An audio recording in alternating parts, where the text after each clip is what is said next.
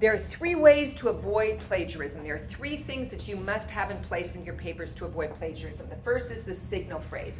The second is the in-text citation or parenthetical citation. The third is what you actually have on the works cited page.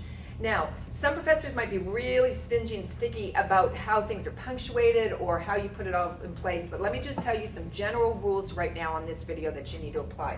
Let's take a look at the signal phrase. This goes before borrowed information.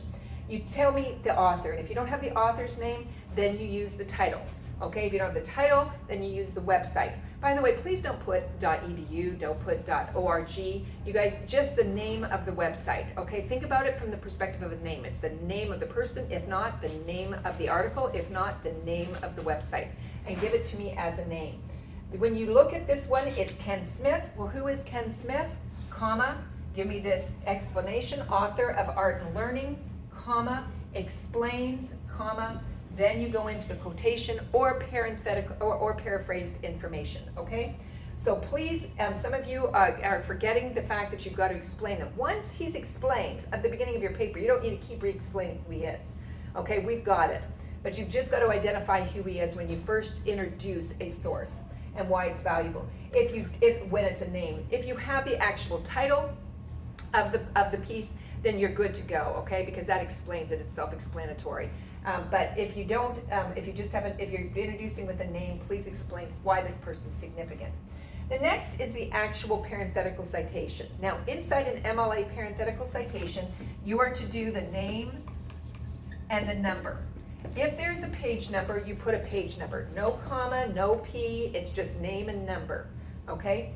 Now here, for this particular site, there are no page numbers. And so I just wrote Smith. If there's no page numbers, you can just write Smith. Sometimes professors want N.P. which means no page, but most of us are assuming that it's coming from a site where there are no page numbers given. So you just put in the Smith.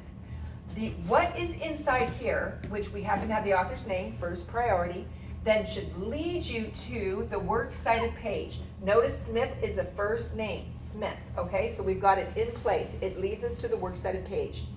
And this is how you punctuate MLA citation, full citation at the end. Last name, first, comma, first name, period. Quotation marks. The art of learning. Notice it's capital T-A-L. Okay, we've got the art of learning. And then quotation marks. Then the journal is italicized. Next, you're going to put a period, and then you're going to put the date. If you have a URL, you're going to put the URL. And then when did you access it? Okay, I accessed it on the 30th of October. Okay, now there's punctuation between these. Some professors will get really picky about the punctuation. Here's what I'm going to be looking for in your works cited page.